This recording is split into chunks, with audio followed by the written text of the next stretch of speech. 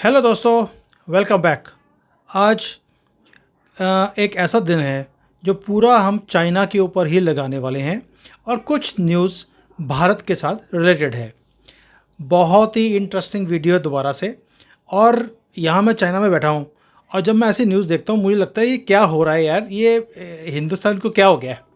अब देखते शुरू करते हैं पहली न्यूज़ के साथ। आपको मालूम है कि हर एक कंट्री का एक सॉफ्ट पॉइंट होता है या जिसको बोलते हैं दुखती रग। जैसे हमारे लिए पाकिस्तान ऑक्यूपाइड कश्मीर हमारे लिए एक सॉफ्ट पॉइंट है जिसके ऊपर हमें भी होता है कुछ किया जाए इसके ऊपर। और दुश्मन देश जो हैं वो भी कहते हैं कि इनको तंग करने के लिए पीओके का मैटर उजागर किया जाए। अब हमने क्या किया है, ताइवान एक सॉफ्ट पॉइंट है चाइना के लिए। वो इसे मानता है कि ये हमारी कंट्री है।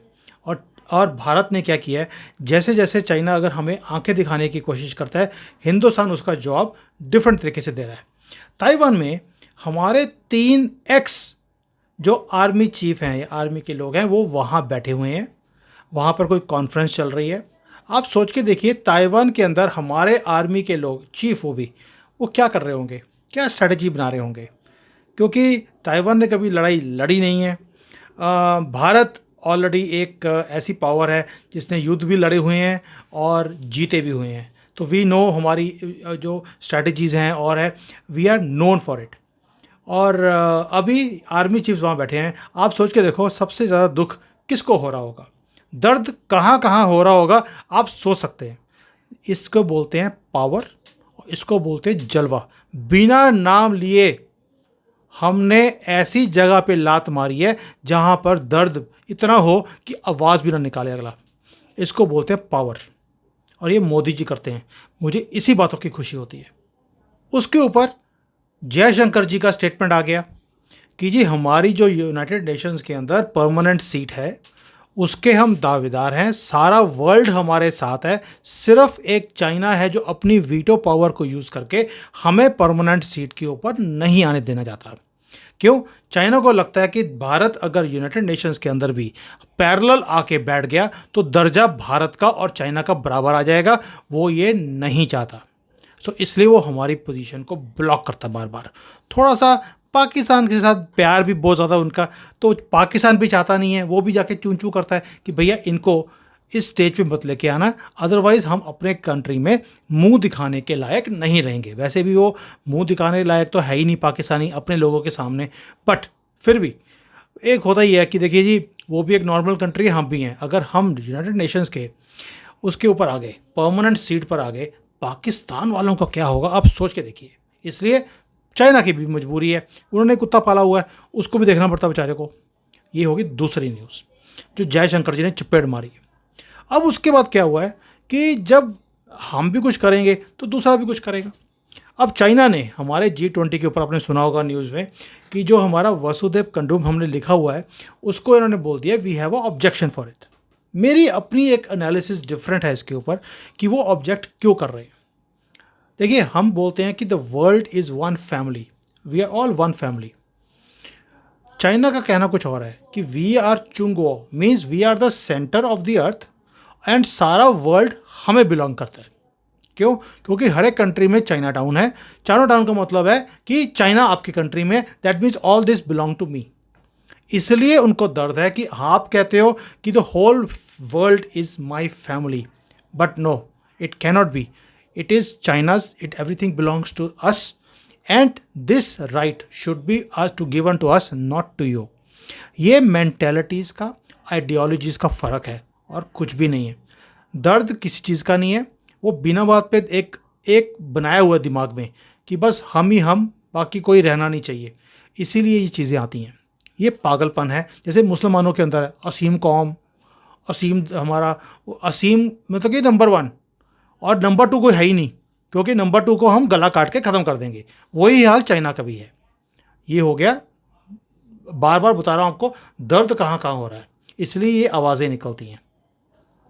अब जब इतना कुछ हमारे अगेंस्ट हो रहा होगा, हमारे जो स्टेटमेंट्स हैं G20 के लिए उसमें भी ऑब्जेक्शन क्रिएट किया जा रहा होगा, तो हम भी ऐसे रखने वाले नहीं हैं। अब आपको मालूम है कि हमारी एक एक्सरसाइज होती है हर एक साल जिसको मालाबार हम लोग एक्सरसाइजेज बोलते हैं बे ऑफ बंगाल में।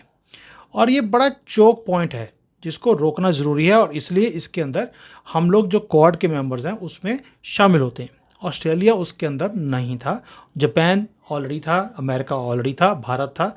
अब ऑस्ट्रेलिया ने भी बोल दिया है हम भी इसमें दोबारा से कूदने वाले हैं। जो पिछला प्रधानमंत्री था उसने इसको बंद कर दिया था ताकि वो चाइना को गुस्सा नहीं दिलाना चाहता था वो, लेकिन अब उन्होंने ठान ली है कि हमने चाइना को गुस्सा दिलाना है और हम इसका पार्ट बनेंगे। दोस्तों, ऑस्ट्रेलिया, अमेरिका, जापान और इंडिया अगर चारों नेवल फोर्सेस इकट्ठी हो जाती हैं, कोई भी कंट्री जितने मर्जी इकट्ठे हो जाएं इसका मुकाबला नहीं कर सकते। ये इतनी बड़ी फोर्स है। और चाइना जैसे कंट्री को एक जिसको बोलते हैं कि अगर रोकना है तो हम मिलिट्रीली रोकने की बजाय शिप उनकी जो चलती है यहाँ से, क्योंकि इनका सारा ट्रेड यहाँ से आता है, मैंने पहले भी बोला है, चाइना को एक ही चीज़ रोकती है, वो है पैसा। अगर पैसा इनको मिलता रहेगा, इनका ट्रेड चलता रहेगा, ये पंगा नहीं लेंगे। लेकिन इनका अगर इन्होंने पंगा लिया और इनका ट्रेड बंद कर दिया, उसी दिन उसी वक्त ये अगर युद्ध की पोजीशन में होंगे, ये युद्ध बंद कर देंगे। इसलिए ये एक्सरसाइजेस हमने कर दी हैं चारों कंट्रीज़ के साथ। ये है बड़ी चपेड़ एक और, इसको बोलते हैं पावर। दोस्तों, एक तो हो गया हमने मिलिट्री पावर दिखा दी, हमने अपनी स्ट्रेंथ दिखा दी, हमने स्टेटमेंट दे दिए फॉरेन मिनिस्टर की तरफ से, हमने अपने चीफ भेज दिए ताइवान में। अब ये तो हो गया मिलिट्री पावर।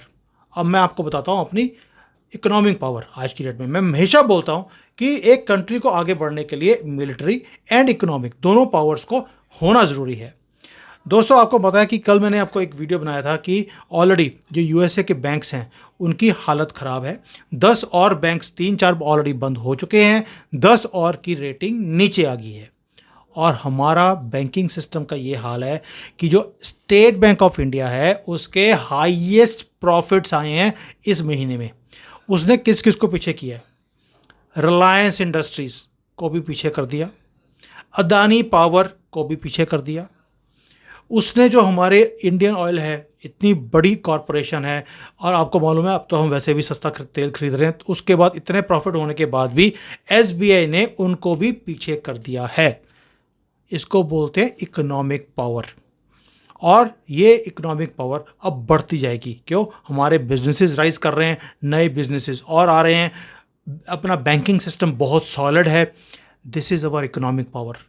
सरकारी बैंक है वो, प्राइवेट नहीं है। सारे बाबू लोग काम करते हैं, उसके बाद भी इतना प्रॉफिट है। सोच के देखिए कहाँ जा रहा है भारत।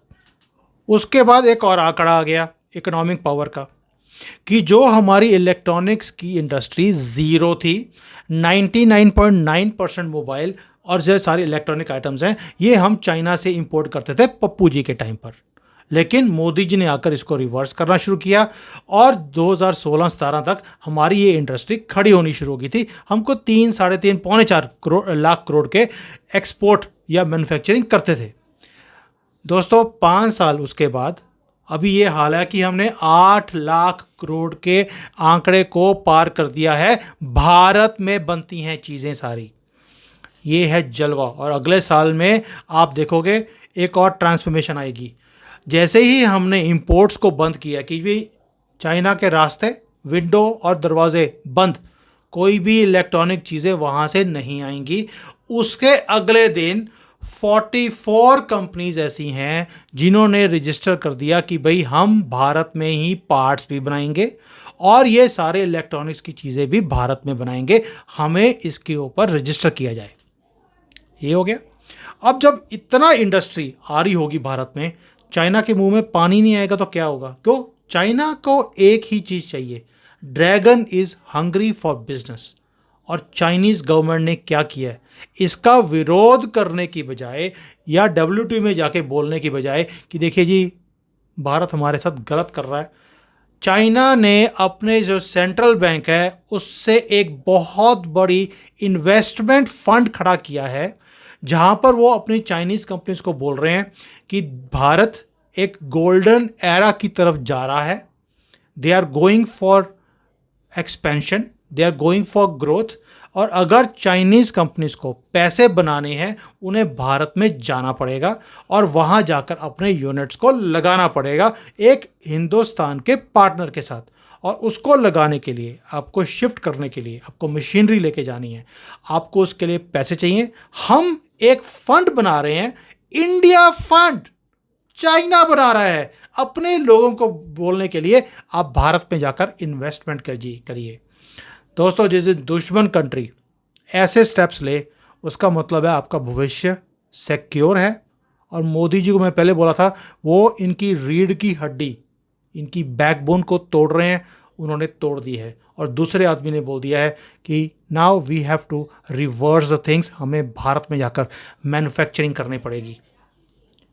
दोस्तों, आपको अंदाज़ा भी है कि मेरे ऊपर क्या बीत रही होगी आज, मेरे अंदर अंदर से कैसी फीलिंग्स होगी जब मैं ऐसी न्यूज़ पढ़ता हूँ। इट्स रिमार्केबल, इम्पॉसिबल जो ये मैंने न्यूज़ पढ़ी आज। और आखिरी, एक तो हमारे देश में मिलिट्री पावर है, हमारे में इकोनॉमिक पावर, हम दोनों देख लिए। लेकिन तीसरा एक फैक्टर भी है जो मुझे चिंता करता है, वो है हमारा ऑपोजिशन, जिसका काम, ऑपोजिशन का काम है अपोज करिए। लेकिन अगर वो गंद डालने का, डिवीजन करने का और एक किसी समुदाय को उस्काने का ये काम करेंगे तो हमारा देश कैसे तरक्की करेगा। अब आप एग्जाम्पल लीजिए कपिल सिब्बल का। मैं आपसे एक क्वेश्चन पूछना चाहता हूँ आज, आपके हिसाब से आज 4 साल हो गए आर्टिकल 370 को ख़त्म हुए, उसको हमने कवर में डाल दिया परमानेंटली। और कपिल सिब्बल जैसा घटिया आदमी आज खड़ा होकर बोलता है हमने इसके ऊपर डिस्कशन दोबारा करनी है कि ये आर्टिकल गलत ख़त्म किया गया। क्यों? 2024 का इलेक्शन आ रहा है, इन्हें एक समुदाय को बहुत खुश करना है। और ऊपर से हमारा सुप्रीम कोर्ट भी, क्योंकि खाली बैठे हैं, कोई काम तो उनके पास है नहीं, कोई केसेस तो है नहीं, तो क्या 5-6 करोड़ केसेस तो हैं देश में जो पेंडिंग पड़े हैं। तो उन्होंने भी हर रोज़ हियरिंग कर रही है उसके ऊपर कि भाई आर्टिकल 370 को ख़त्म जो किया था उसके ऊपर हियरिंग हो रही है। आप मुझे बताइए, जो ये आर्टिकल 370 है, इसके ऊपर बात करने के लिए कपिल सिब्बल को पैसे कौन दे रहा है? क्या कांग्रेस दे रही है? क्या पाकिस्तान दे रहा है? क्या अब्दुल्ला एंड मुफ्ती जो आजकल बेरोज़गार हैं वो दे रहे हैं? कौन दे रहा है इनको? कौन शह दे रहा है? और अब्दुल्ला जैसा आदमी अभी तो 3-4 साल चुप रहा, और जैसे ही उन्होंने देखा कि 370 की बात हो रही है उसके अंदर सुप्रीम कोर्ट में, उसने भी पार्लियामेंट में जाके स्टेटमेंट दे दिया, हिम्मत अगर आप में है तो पाकिस्तान से युद्ध करके दिखाओ। ये अब्दुल्ला जी बोल रहे हैं, जो अब तक तो बोलते थे भारत भारत भारत। जैसे 370 खत्म हुआ तो इनकी असलियत, जो मुसलमानों की एक्चुअल असलियत है, पीठ पीछे छुरा घोंपने की, वो अब ऐसी स्टेटमेंट दे रहे हैं। तो दोस्तों, मैंने आपको इकोनॉमिक मिलिट्री पावर दिखा दी, मैंने आपको ये भी दिखा दिया कि जो दुश्मन कंट्री जिसको हम बोलते हैं एक तरह से, वो भी हमारे साथ काम करने को रेडी है। लेकिन हमारे अपने ही लोग, हमारे अपने देश में रहते हुए लोग, वो बेशक कुछ हिंदू है, मैं कपिल सिब्बल को वैसे हिंदू बोल रहा हूँ, पता नहीं कौन सी जात का है, और जो मुसलमान है, ये ही हमारे साथ नहीं जुड़ते। और ये लोग जिसको बोलते हैं कि इन्होंने ऐसी एक धारणा बना ली है कि हमने हिंदुओं के साथ रहना नहीं है, हमने डिवाइड करना है, और इसलिए जो तरक्की है उसमें रुकावट पड़ती है। दोस्तों, इन लोगों को कैसे समझाया जाए? आप इसका मुझे आंसर जरूर देना कि कपिल सिब्बल, पहली बात तो ये, उसको कौन फंडिंग कर रहा है, और ये लोग जो हैं, जो हमेशा डिवीज़न की बात करते हैं, लड़ाइयों की बात करते हैं, युद्ध की बात करते हैं, अपने आप को पीसफुल बोलते हैं कि हमारे से ज़्यादा शांतिपूर्ण कोई और है ही नहीं, और बातें करेंगे छुरा, बॉम्ब, गोलियाँ, डिवीज़न, फतेह, कोई भी इनकी इंसानों वाली कोई लैंग्वेज नहीं होती। इनके साथ क्या किया जाए आप अपने सजेशन में डालिए। कल मैंने आरएसएस के जो आदमी थे उनके साथ बात करी थी, मैं अब जो उनसे भी ऊपर हैं बड़े साहब, उनसे बात करने वाला हूँ कुछ ही दिनों में, और मैं जो आपकी सजेशंस होंगी मैं उन तक पहुँचाऊँगा। सो थैंक यू दोस्तों, शेयर करें, लाइक करें, ये बहुत ज़रूरी है जो आप नहीं करते। सब्सक्राइब करें एंड इसको, एक मुहिम को जो मैंने शुरू करी है, इसको और स्प्रेड करें। थैंक यू, जय हिंद।